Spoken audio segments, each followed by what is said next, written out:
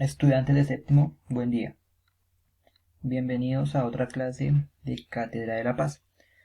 Bueno chicos, para el día de hoy vamos a abordar cuestiones sobre la constitución política. ¿Sí? Vamos a abordar características, constituciones liberales, constituciones conservadoras, tipos de constituciones y de cierta manera también se va a abordar un poco de la historia de las constituciones, en qué contexto surgen y se va a hablar algo sobre la democracia. ¿Listo chicos? Entonces, esto en el contexto pues de la asignatura de Cátedra de la Paz y recuerden que es muy importante que ustedes tengan sus cuadernos de cátedra a la mano para la toma de apuntes y en la medida que tengan dudas, inquietudes con respecto al tema también es importante pues que las tengan anotadas en su cuaderno.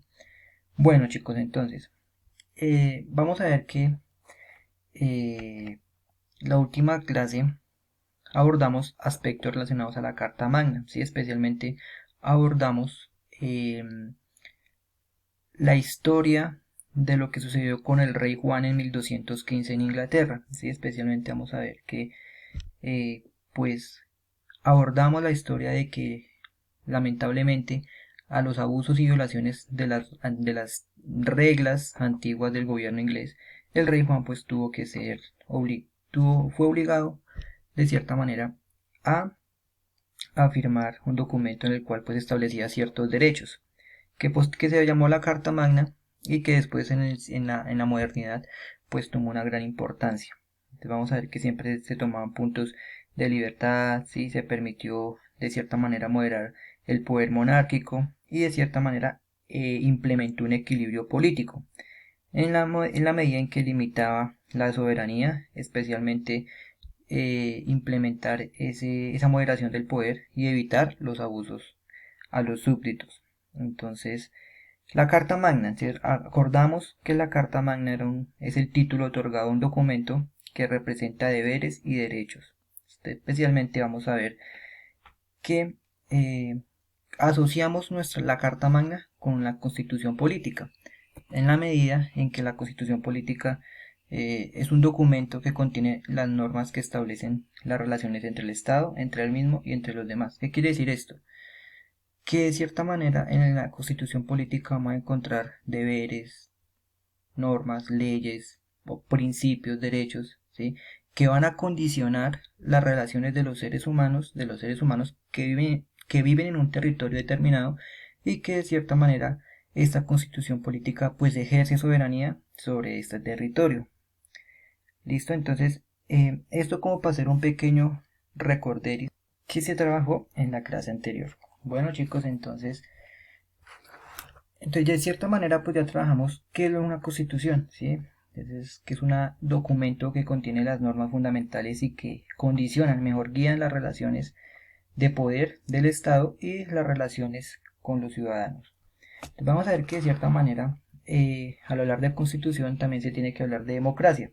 En ese orden de ideas vemos que la democracia de cierta manera tiene su origen en las primeras civilizaciones, especialmente en la civilización griega, y vemos que allí en Atenas surge la democracia, especialmente dándole ese derecho democrático a todas aquellas personas pues, que nacían en Atenas y que tenían este derecho democrático, especialmente dándole ese poder de participación, de más participación al pueblo en la toma de decisiones. Bueno, es muy importante tener en cuenta que en la Edad Moderna, ¿sí? Especialmente vamos a hablar en el siglo XVIII, especialmente con la Revolución Francesa, que sean las primeras constituciones y esas se redactaron pues en el contexto pues de la Revolución Francesa y está a partir pues de las premisas de igualdad, fraternidad y libertad.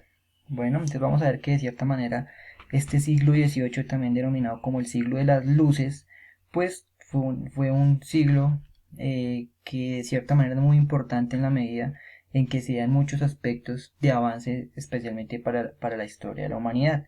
Uno de ellos, pues, bueno, ya lo mencioné, la Revolución Francesa, en la medida en que parte la historia de la humanidad en aspectos como la Declaración de los Derechos Humanos, parte la historia en la medida en que le da fin al antiguo régimen enmarcado en los regímenes autoritarios de carácter monárquico, y de cierta manera pues vemos que en este siglo XVIII pues se proviene o viene de suceder con aspectos relacionados al racionalismo, ¿sí? Entonces vamos a ver que el uso de la razón como mecanismo para conocer la verdad, para conocer el mundo, entonces comienza a darse en estas, y especialmente también contribuye pues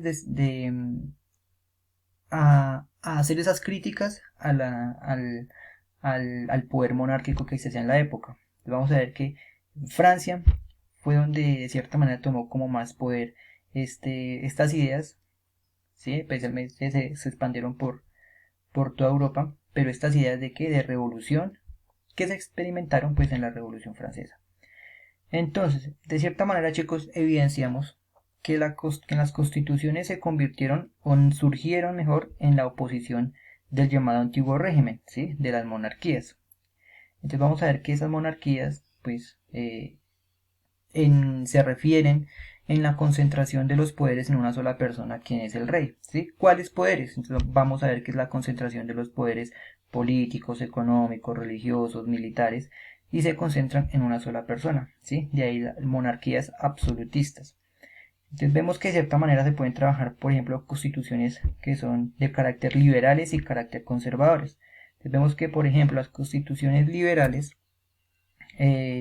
establecen derechos de todos los ciudadanos, ¿sí? Especialmente la igualdad, con el fin de impedir que una persona o un grupo de personas exija privilegios sobre otros. Entonces vamos a ver que, por ejemplo, es la igualdad ante la ley. Vamos a hablar de la igualdad ante la ley.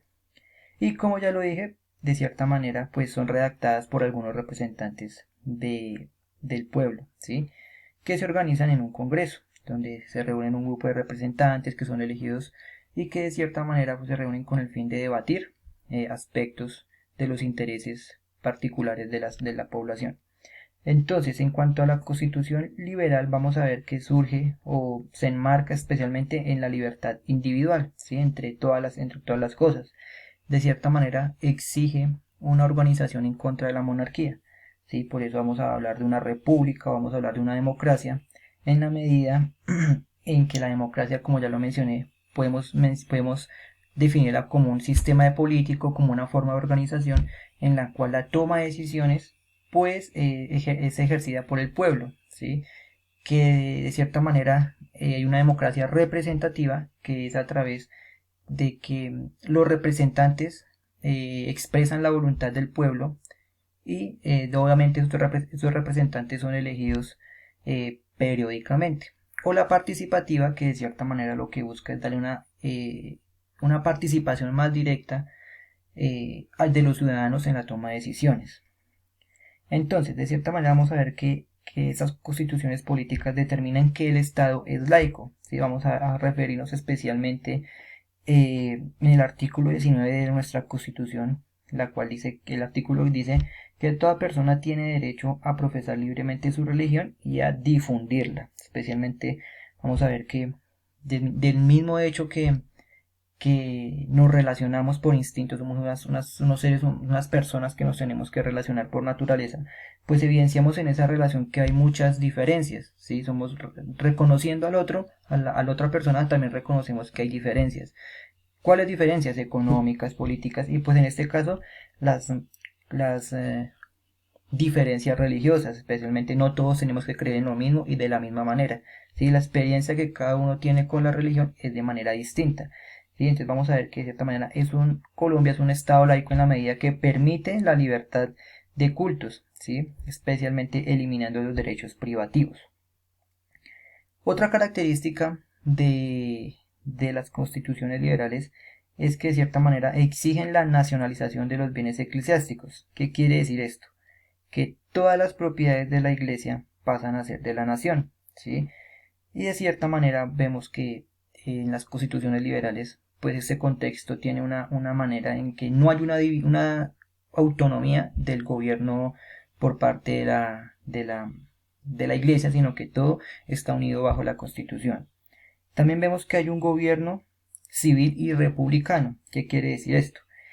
que el pueblo es quien ejerce soberanía, ¿sí? Por eso hablamos de una democracia anteriormente, y que de cierta manera en este gobierno republicano pues se dan una división de poderes. ¿Cómo sustentamos esta división de poderes? A través de las tres ramas de poder, ¿sí?